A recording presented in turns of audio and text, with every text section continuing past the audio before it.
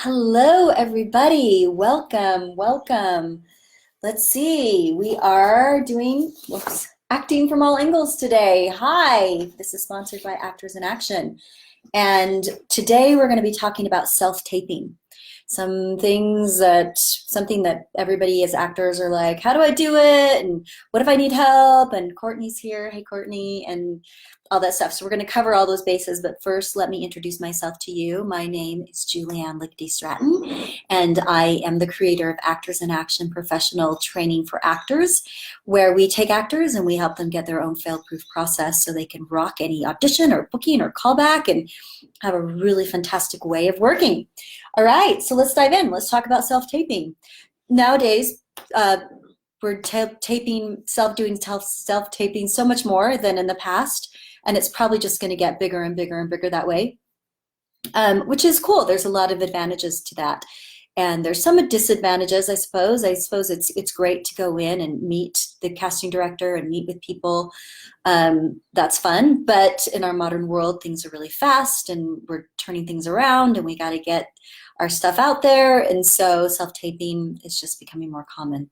So let's talk about how to make your self-taping fantastic. There's actually quite a bit we have to talk about this. We're going to scratch the surface on it. There's so much more. But basically, self-tape, what you want to do, ultimately, probably the best thing to do is to have, I'm getting some love here. Hey, Barrett. Barrett's here. Awesome. So the best thing to do is to have another actor, a friend, be able to come over to your house, or you go to their house and they tape you. That's the ideal, but that can't always happen. And so we've got some tricks to work on to be able to self-tape even if you don't have your friend available to come over right away. Let me actually first talk about, yeah, I'm getting thumbs up on that. Let me actually talk about first the very most important thing about self-taping, which is lighting, actually. Lighting is super, super huge, and I highly recommend that you invest in some lighting equipment. I have some links to some lighting equipment. They're not that expensive. I mean, it depends on what you're looking for. Some of them you can get lighting equipment from like $50 to 150, or you could spend thousands if you want, but of course you don't need that. What I recommend is having 3 lights at least, and we're going to do a Facebook Live on lighting another time because it gets pretty involved. But what you want to do is you want to have 3 lights. You want to have one light like right in front of you. Then you want to have one light sort of off to your side. Can't really see on this Facebook, but it's sort of off to your side. And then you want to have a headlight, a light over your head, a hair light, they call it, to like make your head pop.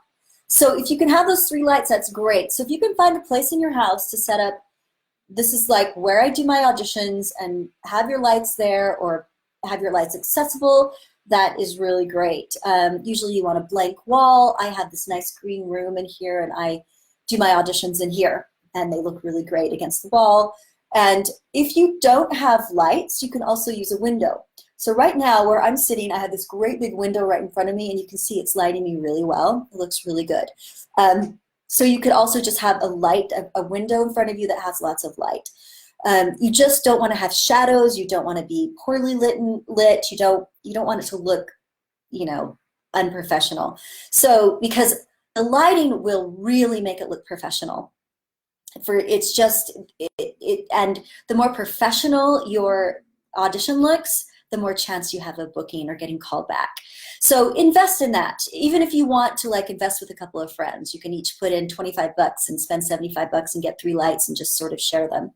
A little thing about these lights, most of the ones that I have put up here, the light bulbs are really delicate. So if you do order these, make sure that you don't store your lights with the lights in them. Take them out, put them in their boxes, put them away, which is kind of a pain, but it will help you from breaking those lights. Because if the lights fall over and they're pretty top heavy and they smash the lights, you're out.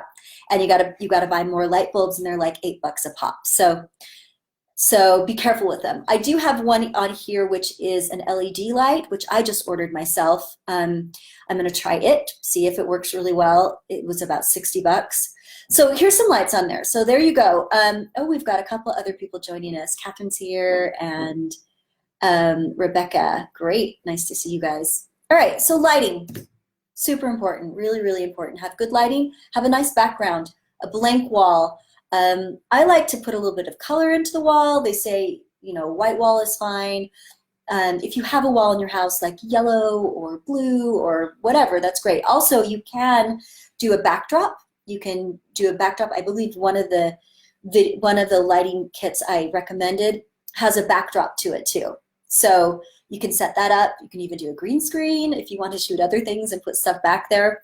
That's really cool. But you want it to look professional and really nice. All right, so of course, I'm not even going to be talking about the acting here today. Obviously, you want to be off book. Obviously, you want to have worked on stuff and look up off your page and make sure you're looking at the reader. If there's not a reader there, which we're going to talk about in a second, you're at least looking off camera when you're reading your lines. You want to slate to the camera, and then you want to look slightly off either side of the camera to your partner that you're reading to, your reader. All right, so that's the best case scenario. You've got a beautiful lighting setup. You've got, and that's most important, I think, really important besides the acting, beautiful lighting setup. You got a great actor friend there that's reading. And you know, you really want somebody who can be a good reader, who can act. You don't want to just get your neighbor next door to read the lines like I to be or not to be. That's gonna make your audition, it's gonna, you know, make it not as good either. So you want to have somebody who knows what they're doing. Now, if you cannot get a friend to come over or you can't go to their house, there's another option. There's a couple of other options. There's also, you can get your audition done professionally. I know in LA and New York, there's tons of places out there where you go and you pay a certain amount and you just go in and they tape your audition for you in a beautiful setup, and they read with you and they're good readers, and then they take it and they send it to the person that it needs to go to. So that's a really awesome thing. We don't really have anything like that here in Utah yet. I'm trying to set that up, trying to get a new studio where I can set that up and be of service to people in that way, because that is really helpful. All right, so if you don't have that, if you don't have a friend that come over, you can't go over to their friend, you can't go to have it professionally done, what you can do is this very tricky little thing. It's pretty cool. You can get your phone, you're gonna videotape yourself on your phone, right? And you're gonna get your computer. So if you have a computer and a phone, or maybe two phones, you can do this. You're gonna set up your phone to tape you. And then you're going to call your friend. You're going to have set this up beforehand. You email them the sides, call your friend, and then they are going to read the lines for you over their computer or their phone. And so that you're reading your lines being recorded on your phone, and they're reading the lines to you, for the reader for you. It's a little awkward. It's not the best. It's not my top, best case scenario, but it works. It's better than recording your other partner's lines and playing them, which I've done before. You do a recording of it and then you try to fit your lines in, and that is okay, but it's tricky. You really need to have somebody else to work off with. So how that works is you need a computer and a phone, or two different ways of talking. And you set up your phone or however you're recording yourself, and then the person calls in, or you can do Skype, which works really great, or you can also do Zoom. Zoom is a lot like Skype. I'm going to post the link to Zoom right here. And we'll talk about Zoom a little bit more in depth in a second. I really like Zoom. It's really cool for conferencing and for doing this stuff. So what you're going to do is you're going to have your phone set up, and then ideally you're going to have your friend Skype in or Zoom in on your computer so that you can see them, and it's just easier to see them if you can even set up your camera so it's right here filming you, that you can look at your friend and read with them. You're going to even have more of a connection.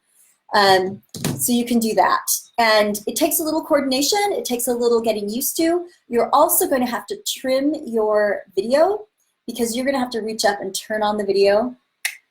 And then, hi, I'm Julianne Lichty, you're going to slate, and then you'll do your thing, and then you have to turn it off, and they're going to see that. So what you do with that is, I'm getting a little techie here, that you take your video and you open up QuickTime. If you have a Mac, if you have PC, I'm not sure what you do. You just do a little editing, video editing, maybe Microsoft Movie editing. I'm not sure what it is. Anyway, You just go in there and you trim the end off, the ends off. You just go and there's a thing to how to do it, pulling the ends in, you hit save, and then you rename it, and then you're gonna have a nice, neat and tidy little audition without you turning on and turning off the camera. So, okay, so hopefully that's making sense to you. So that's a way to do it. You can do that. Now also with Zoom, Zoom is really cool because you can record yourself on Zoom. So Zoom is like Skype. It's just different. It's just a different name. It's a conference call, video conferencing platform. So with Zoom, what you can do is you can have your friend Zoom you. You set up a little thing, you Zoom, so you're Zooming each other. And then you go ahead and you go in and you pin your image. There's a little like the 3-dot thing. You go in there and it says pin image. You pin your image and it will just stay on you. It won't show the other person, but you can hear their sound. So you can do that. Otherwise, if you don't pin it, it's going to flip back and forth to whoever's talking, which you don't want to do for your audition. You just want to have you talking. But you can go ahead and pin yourself, do your audition with your friend reading, which is really cool because you can actually connect with them. You want to be careful with Zoom though, because you never want to look into the lens when you're auditioning, unless there's certain things you're auditioning for, like commercials where you look right at the lens. So you want to make sure that the person that's reading with you is positioned somewhere so you're not looking directly into their eyes. So then when you're done with that, you've got your little MP3 file, or MP4 file, I mean, and you can go back and you can trim it. Now there is a slight problem sometimes. I have done this a few times and it gets off sync. If you trim it or something happens, it just gets off sync, the sound and the movement.